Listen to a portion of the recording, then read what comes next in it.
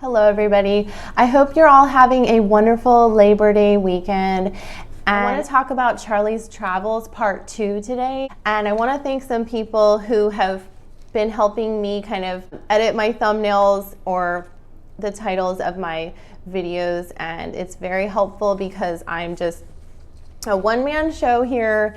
And I want to thank Tony and Faldor, also Stella and Kathy, for making me some graphics for this upcoming video where there's a lot of complicated timelines here and a lot of facts. And as always, if you see something that is incorrect, please let's note it in the comments, because I want to make sure that I can keep offering you guys this content correctly and to make sure that we don't get flagged or give out any incorrect information. So I have this fitness magazine that I used to be the fitness editor for, and I had another editor, and it was just so easy to we had like 5 eyes on the magazine at a time, and it used to just really grind my gears when something was a little bit off. But I want to make sure that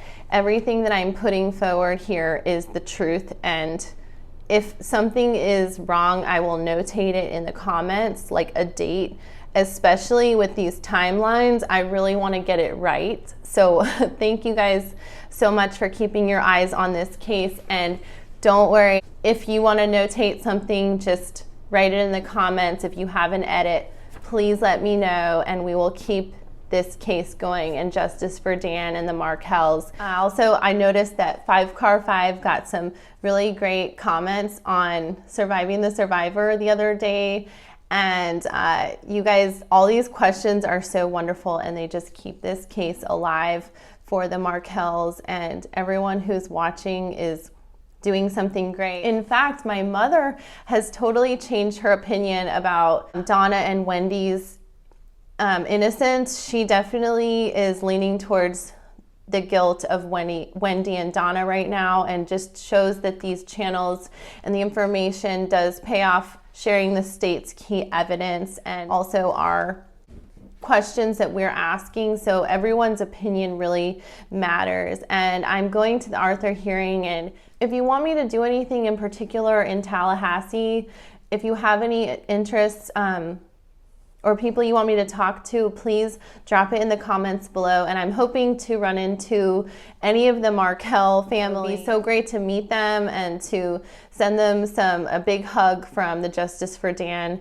group, from all of us to them. And also Karen Cyphers, who has helped Ruth Markel get the grandparents bill passed, and also Jason Solomon from the Justice for Dan group. It would be so great to meet any of them. I haven't talk to them. I would definitely love to, and the more we can work together, the better for this case. Just want to jump into this part 2 of Charlie's Travels, because I think it's really interesting when you look at these charts that you'll see quite a big spike in Charlie's Travels right around the time that he had seen this 2020 special, and also the bump and the arrest of Sigfredo and Katherine in 2016. So I think that the state is definitely going to point that out. And I just want to give a big shout out to any people working in the prosecution of this case. So even the defense, I have a respect for what the media does, what also defense and the prosecution do as well. Even if we can disagree on certain things, we can probably agree that this is a very large case and that it's going to take a lot of time and energy, and the people putting themselves out there. Mad respect, getting up every day and working on this. So we are not trying to hinder. We are honestly just trying to help look for answers too, and ask the questions as though we are a jury and citizens of the state of Florida. So, all right, you guys, let's jump right into Charlie's Travels Part 2. Thank you for joining me for Charlie's Travels Part 2, and this is the narrated part.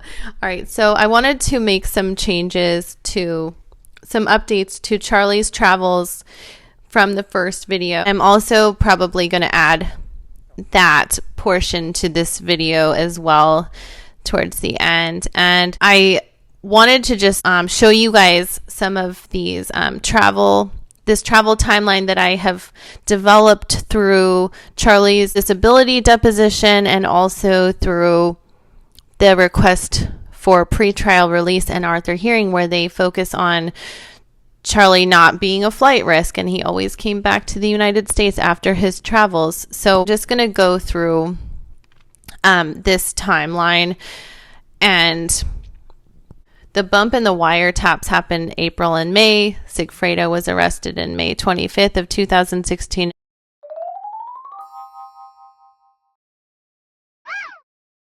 Police were at Adelson Institute September 17th of 2016.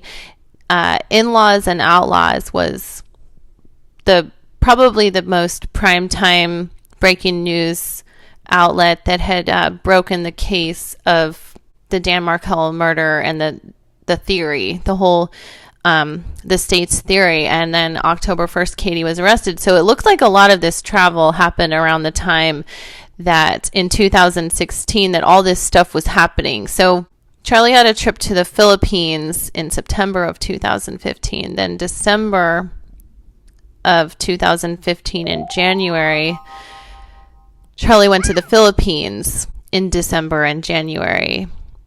Then Charlie takes a trip to Houston in June of 2016. August of 2016, he goes to Croatia.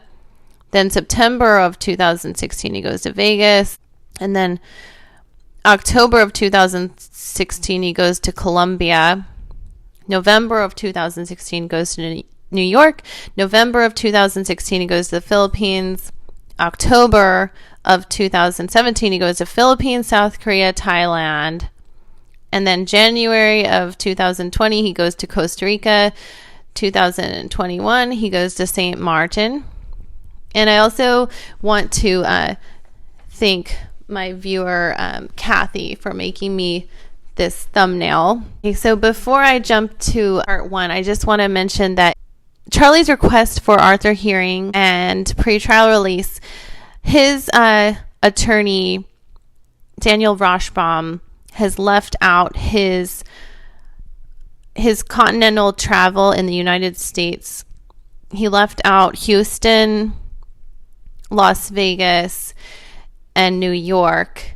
And also I found that really interesting because I don't think he wanted to bolster Charlie's travel in this concentrated time to show how many trips Charlie had actually taken even in the United States, because Charlie was just trying to maybe get away from what he thought would be police at his door, knocking on his door right after Katherine's arrest. Also, thanks to Judy, the YouTube lawyer, she found that I also have left out of my notes was a trip to Cancun, which there was a picture that was taken on September 15th in Cancun. So there have been some of these trips that were left out, and I will be interested to see what the state's timeline looks like. But these are my timelines right now, and thank you guys so much for these edits and visual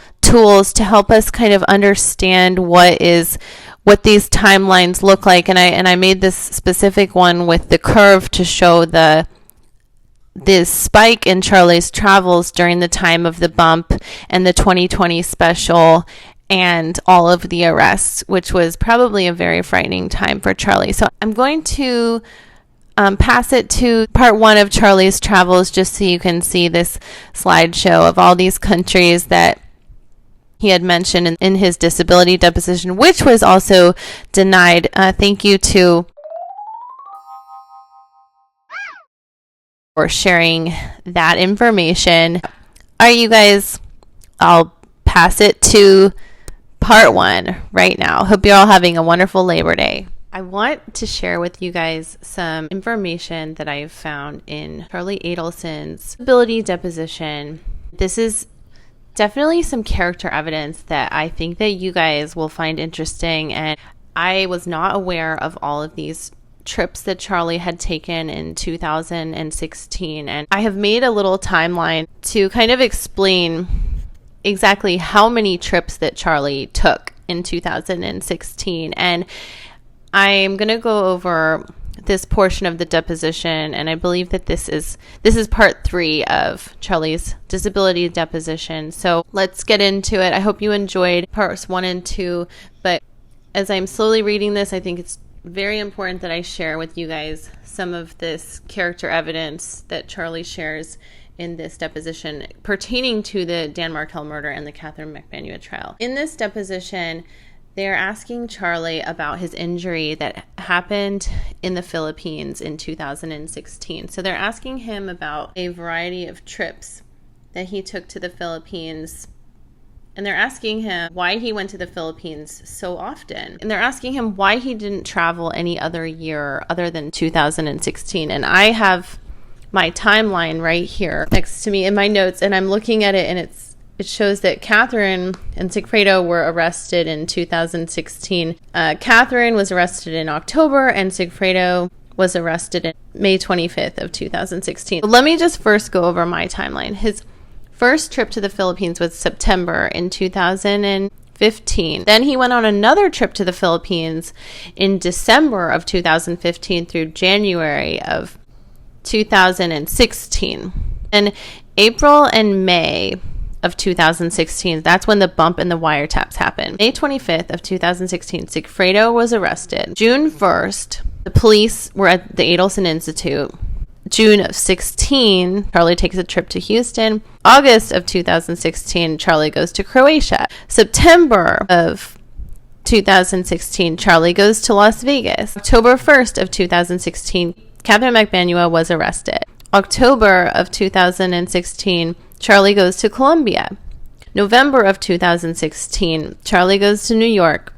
In November of 2016, Charlie goes to the Philippines. So as you can see, Charlie has taken a bunch of trips in 2016. Maybe that was his last hurrah of, freedom. Maybe he thought he was going to get arrested. They asked him a bunch of questions, who he went to see. It seems like he wants to go see friends and families in this area. They asked why he traveled so much in that year. They're asking him the really tough questions, you guys. And at the end of all of these trips, they're asking him very specific questions about how long he stayed. When he went overseas, he stayed about 2 weeks.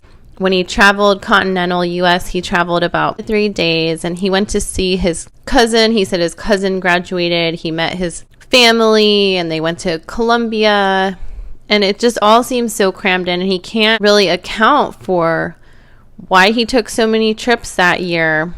And I guess what they're getting at is that if he had the money to travel, how come he's asking for disability? Why does he need money so much? And so the main question, what I'm seeing right here, and the point of this whole video is, this main question, did the publicity around your ex-brother-in-law's murder have anything to do with you wanting to get out of town a little more during that time? And before that, Charlie just said, he was trying to take these opportunities. Okay, so then Charlie says, I'm not going to discuss anything on the advice of my attorney. Guys, I'm going to leave it at that. This is very important character evidence that I was not aware of all these travels that Charlie did in 2016. Please leave your comments below if you have any feelings about this character evidence regarding Charlie's travel. I was pretty shocked by it myself. So you guys, thank you so much for listening and have a wonderful day. Thank you for watching. Like and subscribe.